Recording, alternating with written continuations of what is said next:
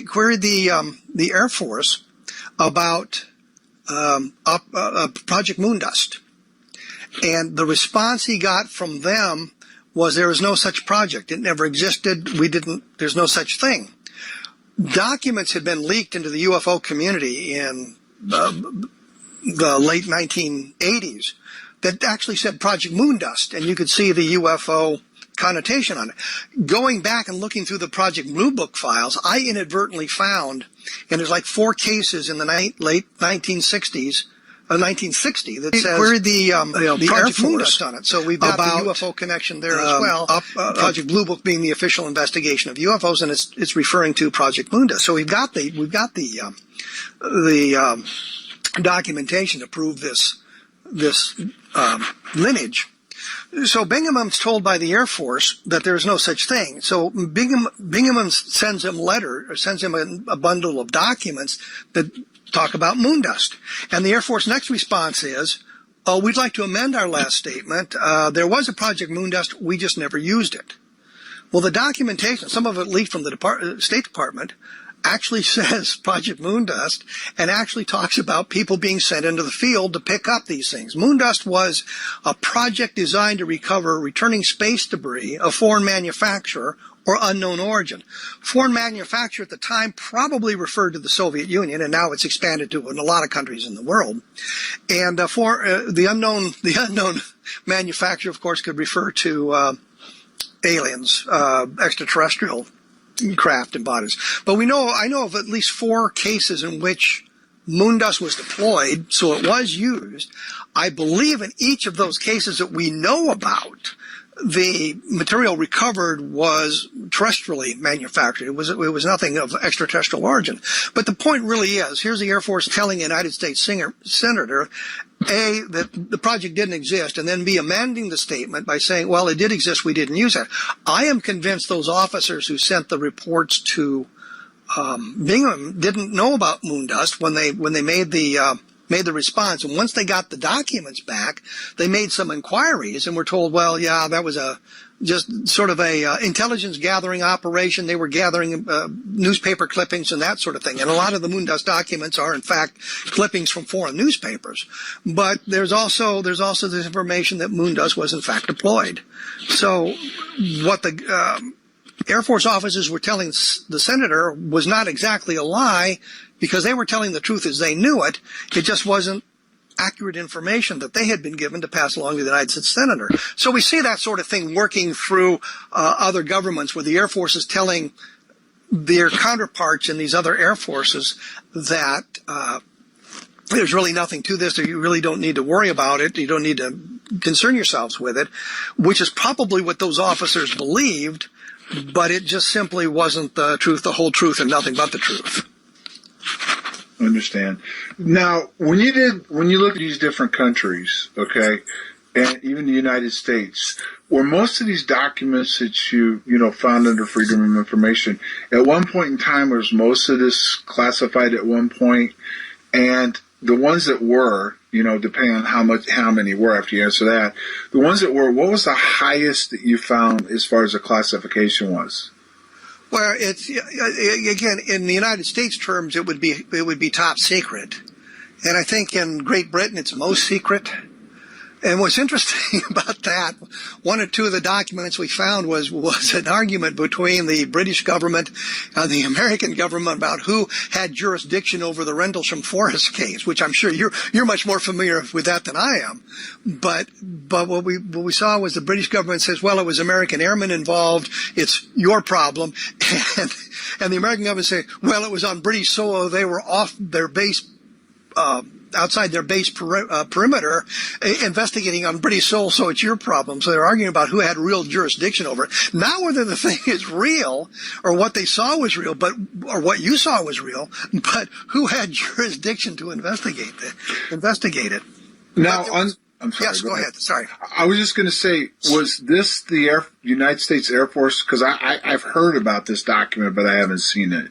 I've heard people talk about it before. Was this document the United States Air Force trying to pass this on to the British, or inquiring if they would take it, or how did this document take place in the first place? What I understand is that as it became known that this involved a UFO and a close approach by the service members, and once again, you know more about that than I do, but there was discussion about the reality of the situation. And I think the Air Force didn't really want to get deeply involved in the investigation simply because if it turned out to be an illusion, you've got the security personnel at a facility storing atomic weapons that are having these hallucinations, and you don't want to admit that sort of thing going on. So you try to palm it off on the British government, and then, of course, the British government is saying, well, yeah, but your guys are the ones who are the witnesses. They're the ones that saw the stuff. So you should be investigating it. So I think there's that sort of thing, and I think that explains some of the stuff that was done in the Air Force's Roswell report in 1995, when I was communicating with the guys who were writing the report, particularly McAndrew, who was the junior officer involved. I had suggested, I had taped interviews with some very high-ranking Air Force officers, Colonel Edwin Easley, for example, and Brigadier General Arthur Exon. And they just weren't interested in talking to, or getting the tapes of Easley because he'd passed away, or talking to Exon. And I think the Air Force didn't want to be put in the unenviable position of suggesting that an Air Force general couldn't be trusted with what he was reporting. So they just avoided the question and went in a different direction. And I think that's kind of what was going on at Rendlesham, is they didn't want to be put in the position of having to explain why their security personnel were having these strange hallucinations and charging off the base. And the British didn't want to be in the position of having to investigate this and suggesting either A, the Air Force was lying about something, or that, again, the personnel were somehow deluded in what they were reporting. So it became a hot potato for those reasons. And that's the thing that I've found frequently in these investigations is, the Air Force is trying to downplay what was going on or what they were observing to keep the public uninterested in it, or create a disinterest in the public for what was going on. And so you get these bizarre explanations for cases. You get them. You get regulations, and one of the regulations said if the sighting is identified as a mundane object, a meteor, airplane landing lights, swamp gas, whatever, then you were authorized to tell the press what the solution is. If, in fact, you can't identify it, then this sighting is classified, and you're not allowed to converse with the press about it. So they're keeping the really good stuff out of the public arena by classifying it and giving the public the unclassified solutions. The other thing in Project Blue Book, one of the things I noticed is there's 700 cases marked unidentified, meaning they couldn't identify it. But there's like 4,000 or 5,000 cases marked insufficient data for scientific analysis. And what that means is they don't have a solution, but they have it labeled. So they kept it out of the unidentified. So that's, I think, kind of the mindset going on here when we move into the Rendlesham case. It's the same sort of mindset. Now we're in 1980. The Air Force has said 11 years earlier that there's nothing to flying saucers. It's not a threat to national security, and we don't investigate them anymore. And suddenly they're presented with a case at a strategic base in England of an object landing in the landing nearby the base. And I don't remember exactly, John, and I'm sure you do, whether the light was ever seen over the weapon storage facilities at the air base. Well, that's been a hot topic. Colonel Halt's been back and forth on it. When he's really directly challenged on it, he says other people told him it was. The person who was on duty on the night Colonel Halt was out there in the tower said no. Other people have said there was something hitting just outside the perimeter of the fence line, around the facility, but not inside of it. I was out there with him at one point, and you could see these blue objects in the sky in that area going around, and it looked like some kind of beam of light was coming down in that vicinity, and the radio lit up each time that happened. But there's never been anyone that's confirmed directly, as far as it was on duty that was in that area, that has said that something actually, affected, as far as when it hit inside of the area. And if it had, that would have, World War III would have erupted, I believe. Well, there are any number of reports. Maelstrom in 1967, I think. Loring Air Force Base, and the year escapes me at the moment, but there was an intrusion there where the lights were seen over the weapon storage facilities and interfered, at Maelstrom interfered apparently with the ability to launch one of the flights of missiles. I think 10 missiles went offline for some reason. They later said it was due to an electromagnetic pulse, but they're supposed to be shielded against that, and there would be no source for a pulse of sufficient magnitude to push these 10 missiles offline. So you've got some of that going on. So, it's kind of like, that was why I was sort of confused about Rendlesham. I wasn't sure whether the report came out, whether or not there was actually an intrusion in the weapon storage facilities, or if that was something else going on, and I figured you'd be the one to know. Well, the other thing that came up that, I've never got to talk to the guy that made this statement, and of course he's unidentified other than he was an Air Force major out of Kirkland, was that Robert Hastings had a guy approach him. I assume, because I never got to talk to Hastings directly about it, but he proved to Hastings who he was. And Hastings wrote about the fact that some of the ordnance inside the storage area was affected, was damaged, and it had to be removed and sent back to the States. Colonel Halt supposedly did talk to the guy, verified that he was in the military, and that he believed him in saying that some of the ordnance was damaged or affected. But we don't have the name of the major. They won't release it, yeah. And I'm not really, really have ever spent much time talking to Robert Hastings. So, and he's really restrictive on his sources and everything.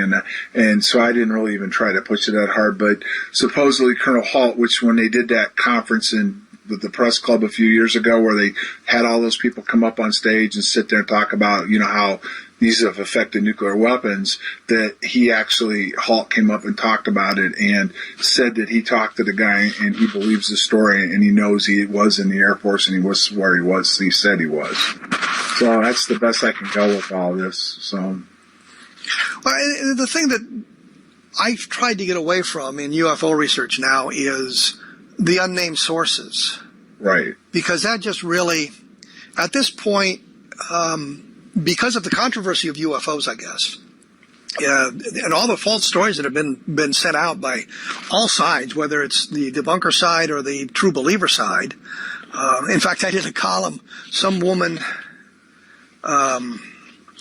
it was saying was saying that we didn't deploy to the Middle East. We were actually sent to Mars or other off-worlds to fight with the aliens against the alien invaders. And then when we came back, our brains were wiped, and we were convinced that we had been in the Middle East as opposed to have been in outer space. Okay. And I mean that just makes us look like a bunch of idiots when we endorse those kind of stories. And if you think of the logistical problems, we all could call home in the world today. You can call home from overseas. We had the phone line set up, so you just dial the home phone number and you could call home. And depending on the position of Mars and Earth, it could take 20, 25 minutes for the communicator to reach Earth, and then another 25 minutes to bounce back to Mars. So you couldn't have an ongoing conversation that way because of the big gaps. What are the logistical problems and all of that sort of thing? And yet there's people who believe that. And that just makes us all look like a bunch of yo-yos. So I take it you're not a big fan of the theory of the secret space program that already has a colony on Mars that so many people are talking about. Well, I did call him and said, it's all true. I was there. I went to the Middle East and I was on Mars, and I put pictures up on my blog of me on Mars. And there's areas in Iraq where there's just absolutely no vegetation, and it's just nothing but desert. Yeah, I've got a picture of me. We'd pulled the convoy over for a rest break. And so I've got a picture of me standing by the convoy, and behind me this is barren desert. And I say, here's a picture of me on Mars, which the ground has been color corrected, so it looks like a desert on Earth. And another picture, and you see these strange animals walking across the desert. And of course, they're camels, but camels look strange anyway. Yeah, I was over there twice too. I know what you're talking about. Just unbelievable. Then you've had that explains your problems. Then you've had your brain wiped too. Yeah. Well, then that kind of what's the next thing I kind of want to address before I go into some of the classified stuff. The thing is that you've got these whistleblowers that come out, and there's been quite a few over the years. And they talk about this thing. Some of them are talking about it on their deathbeds. Their deathbed. Matter of fact, when we were in D.C. this last time with Bassett, when he did the whole, mock hearing or whatever, they brought that guy out and they put him up. And, he said I believe he was in the CIA, and he wanted to put some stuff out. What's your credence? And I'm not trying to pick on one particular person, but overall, I mean, whistleblowers, to me, most of them don't provide anything other than what they claim they saw. They don't provide evidence. They put some stuff out that some of it's already been kind of fringely talked about anyway, in the circles. And why would they feel the necessity or have no fear to put it out? Because you coming from the military, you're in intelligence, you know as well as I do, when you're locked down on something that's non-disclosure, classified and stuff, I guess if you're going to die in a week, that can explain some of it. But you really, to take the chance to put this stuff out is pretty risky to me, with no reward. Well, you can look at it from another point of view, which is the government really can't do anything about it. Because if they prosecute you for saying this information, that is an implicit admission that is real. And so now they've confirmed that what the guy is saying is truthful. So they're locked into that. But the problem I have is in today's world, it's so easy to check on this stuff. And I checked on a number of the people who were telling some of these wild tales because we knew the names, and it turned out their stories just didn't track with their military careers or the lack thereof. I was able to get I hate to pick on him because the guy had a very distinguished military career. You could see he had a Silver Star and a couple of Distinguished Flying Crosses and air medals, and I could confirm at least one TDY to Vietnam and one full-length tour in Vietnam, but the records kind of ended at that point. But he was saying that he had 3 flying tours in Korea. And I got a hold of his military records, which some of it's public record, and I could get the schools that he went to and when he went to. He didn't go to flight school until 1954. Right. The Korean War ended in 1953. Right. He could well have been in the Korean War, but he had been assigned to the OSI at some point. So I didn't know whether he was actually on the ground in Korea or if he was based in Japan. And if you look at a map, I think a lot of the air missions were launched out of Japan into Korea because, the distance isn't that far. And so the record suggests he did not have 3 flying tours in Korea, but there was really nothing in the record to say he hadn't been in Korea. He seemed to have the proper decorations that you get. And as well as I do, you go to the Middle East, you go to Iraq, there's a campaign medal that you get that shows you were actually there. Kuwait in the 90s, there's a medal for that. Vietnam's got a service medal and a campaign medal that you get for that. So you've got those things that shows you were deployed in those arenas, but it really doesn't tell you much else about what they were doing. So this guy's record was pretty good, but then he goes off on this tangent. He's saying, well, he'd been working on Project Blue Book. He was one of the guys who wrote the Blue Book. There is no Blue Book. That was the code name. Right. It was Project Blue Book. There was no Blue Book. But he's saying, well, I helped write the Blue Book. What Blue Book would that be? I mean, he didn't even know that.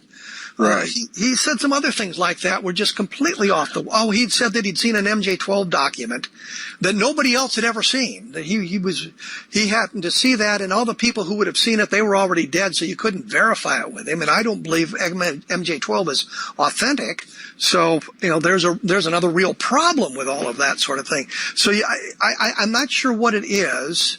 And I'm moving into those stages now where the mind begins to go, apparently. Mm-hmm. We start making stuff up, and I'm trying to avoid that, but any day now I'm going to put on my uniform and go to Wright-Patterson Air Force Base and stand outside one of the buildings. So, I just inside saw the body. What do you need to know? Because I thought then I'd be invited to a lot of conferences to talk. But I mean, right. I'm not sure what possesses some of these guys to do it. The spotlight is a powerful draw. And so they're invited to the conference, and they have to tell these stories, because if they don't tell the stories, then they're not invited anymore. And the alleged CIA guy, whom was not identified by name, so we couldn't verify whether he worked at the CIA, and they wouldn't tell us anyway, probably. But we could get nothing on him because we didn't know what he was. But he'd been telling that story for a number of years, so it really wasn't on his deathbed that he came out and talked about it. He'd been talking about it for years. It was just, I think when it was Richard Dolan, I think, who had gotten the taped interview, and the guy was, at that point, was pretty ill. So right. There would be no fear of retribution. But the other side of that coin is, they're making these statements, and I think of Walter Haut at Roswell, who put out that affidavit that only be published after his death that kind of lays out the entire story. But there's no way to verify it or talk to him about it because he's now dead. Right. But I know of no case where a service member has lost a pension due to talking about UFOs. Right. There are some guys who claim that. Robert Willingham claimed that he could never get a pension because he talked about the Del Rio UFO crash, but there's no evidence that took place. And it turns out his military career was pretty much in the Civil Air Patrol. And I don't know if you, as an Air Force retiree, are that familiar with the Civil Air Patrol, but it's a civilian auxiliary of the United States Air Force, and they perform in a very important service, which is basically search and rescue. So you're not tying up military assets, but you've got a lot of guys who, men and women both, who are involved in search and rescue, looking for small aircraft that disappear and that sort of thing. And they're trained in doing that sort of thing at a fraction of the cost that it would cost to employ a military force to do that. And a lot of times they do it just for the cost of gasoline. So they get the experience, the flying time, and they don't have to pay for the gasoline and that sort of thing, which is a good deal for them. So the Civil Air Patrol is has a very important mission, but they're civilians. They dress in Air Force uniforms. They wear Air Force rank, but their lapels don't say U.S., they say CAP. And there's a little metal breastplate that they used to wear that says, Civil Air Official Auxiliary of the United States Air Force, that sort of thing. They're civilians. You don't get retirement points for being in the Civil Air Patrol. You don't get paid for being in the Civil Air Patrol. But it's a volunteer organization that provides a very important service. But this guy was trying to convert his Civil Air Patrol experiences into the Air Force Reserve, and nobody was buying it. And I didn't want to out the guy because what he was doing, trying to get a pension for being in the Civil Air Patrol, constitutes fraud, and he could be prosecuted for that. And right. I finally got to the point where I heard him on a radio interview, and it was Colonel this and Colonel that and Colonel this, and near as I could find, he'd been an E4 for 13 months back in the middle 1940s. He was technically a veteran of World War II. He joined the service in December of 1945. All the fighting was over. But if you were in the service from the end of the hostilities in Europe or in the Pacific to the middle of 1946, if you were joined anytime, you were considered a veteran of World War II, even though you had not been involved in the conflict. But he had been an E4. He hadn't been a colonel. His story about how he got promoted colonel was lifted right out of a book. It was one of Webb Griffin's books.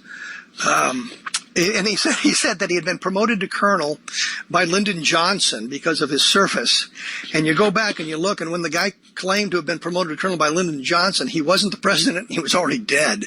So he wasn't promoting anybody to colonel at that time. But it drew him into the spotlight. It got him on radio programs, and I think this guy was kind of a lonely guy because his wife had been dead for a number of years. He was living alone. And he was getting people to talk to him and visit him and were interested in what he had to say. And so we went from this one story that clearly was fabricated, and I think he was involved later on in 7 investigations of 7 crashes. Not just one, but 7.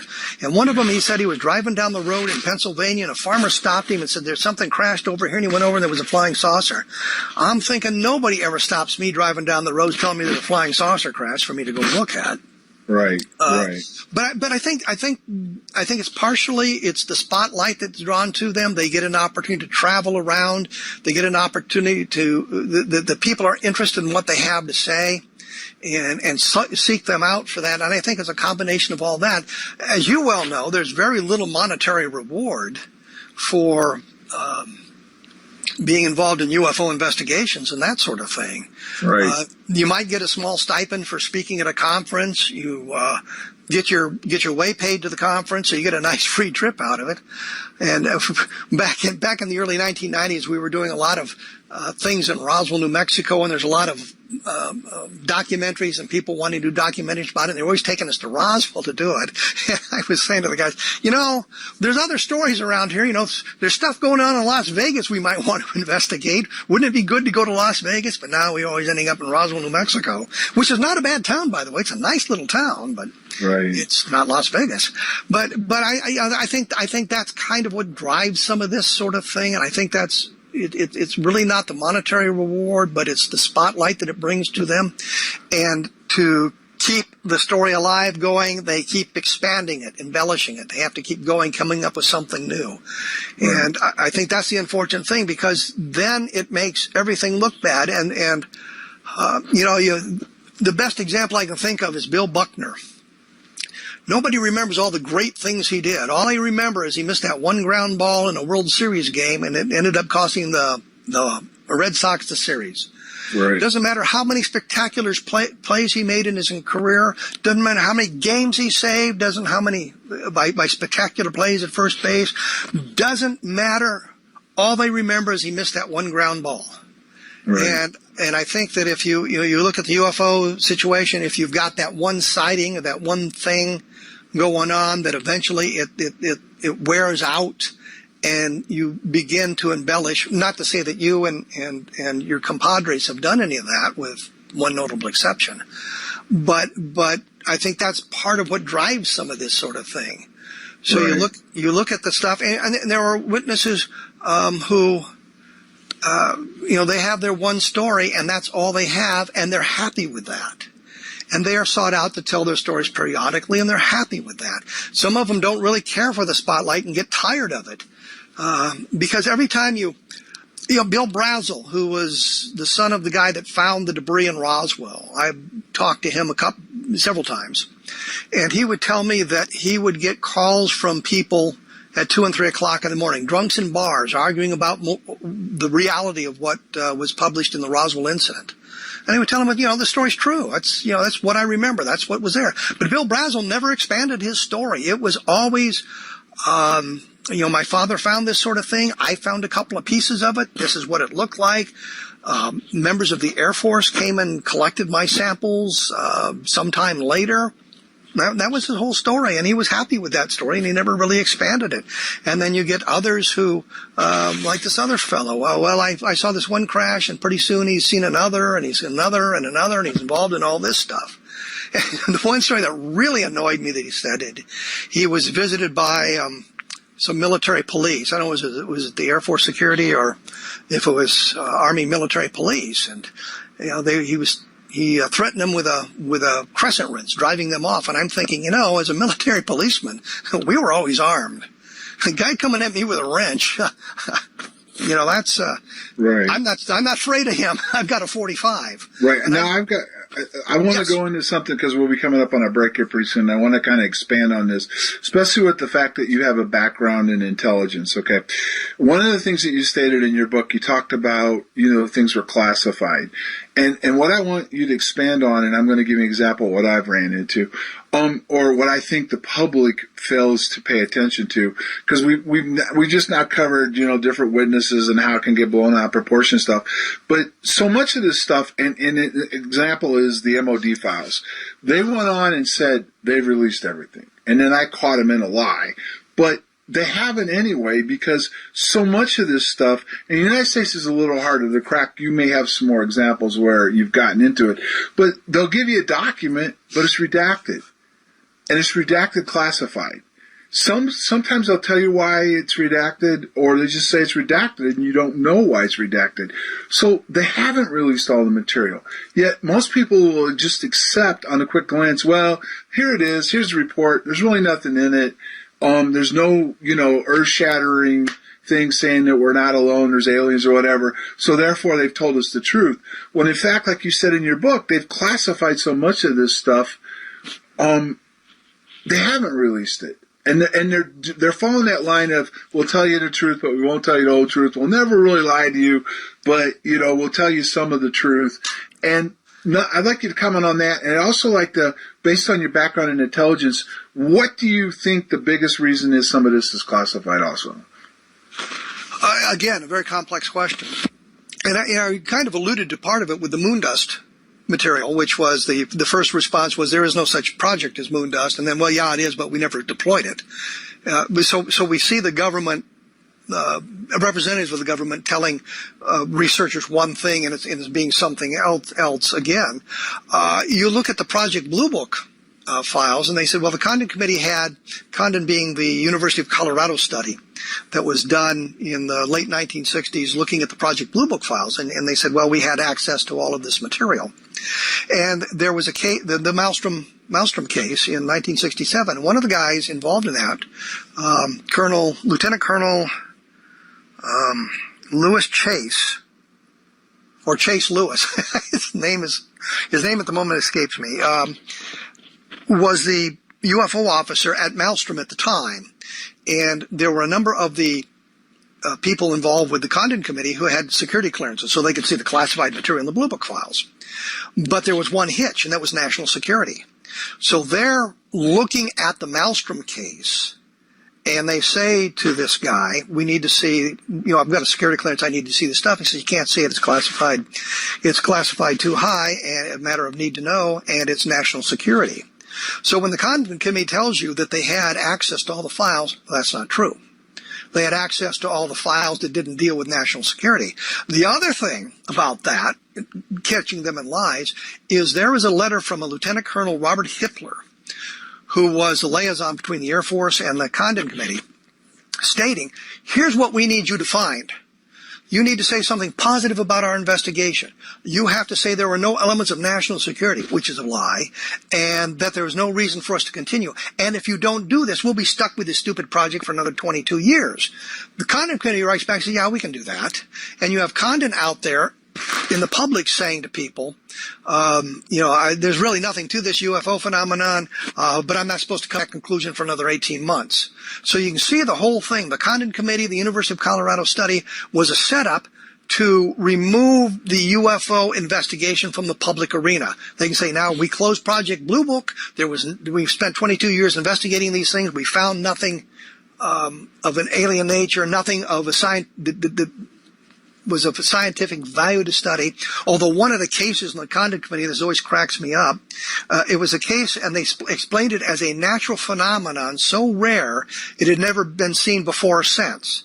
I'm thinking, if I'm a scientist and somebody says, here's this natural phenomenon so rare that nobody's seen it before or since, maybe that's something we ought to investigate, because we might learn something about the natural world around us that nobody knows. And that would seem to me to be something of scientific value.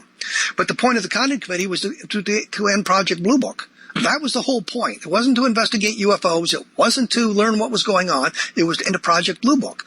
What we learned later, because the State Department inadvertently through FOIA, released a bunch of records that said moon dust on it, we realized there was another investigation going on. and it was called moondust. And in 1985, when it was compromised, they changed the code word, and I think it was Robert Todd got a letter from the Air Force said the code name has been changed and it is properly classified. We can't tell you what it is. So they're telling you the moondust continues on under another name. So when you look at that sort of thing, I mean, you understand that the government is not being honest in what they have found. Now, I do not know why in today's world they continue to maintain this fiction that there's nothing going on, unless it's they don't want to admit that they've been lying to people for 70 years about what's happening. I can understand it in 1947. I can understand if they picked up an alien spacecraft in Roswell, New Mexico, and they're suddenly confronted with a society, an extraterrestrial society that has defeated the problems of interstellar travel, that they can get from there to Earth, and that their technology is so far superior to ours that we don't have a prayer of catching it, we don't have a prayer of defending ourselves from it, that they might want to keep this secret until they find out what's really going on. This makes sense to me. But as we move forward in time, and the big invasion fleet hasn't shown up, except, of course, in science fiction movies, there's been no real overt hostility. And the people who have been injured or killed involved in UFO sightings, it's usually something they have done to cause it. And I think of the Mantell case. He was the pilot killed in 1948 chasing a UFO near Fort Knox, Kentucky. And what he did, he didn't understand completely what anoxia was. And he took his fighter without oxygen on board it up to 25,000 feet, and he tells his wingman he's going up to 25,000 feet and circle for 10 minutes, and if he can't get any closer, he's going to break off the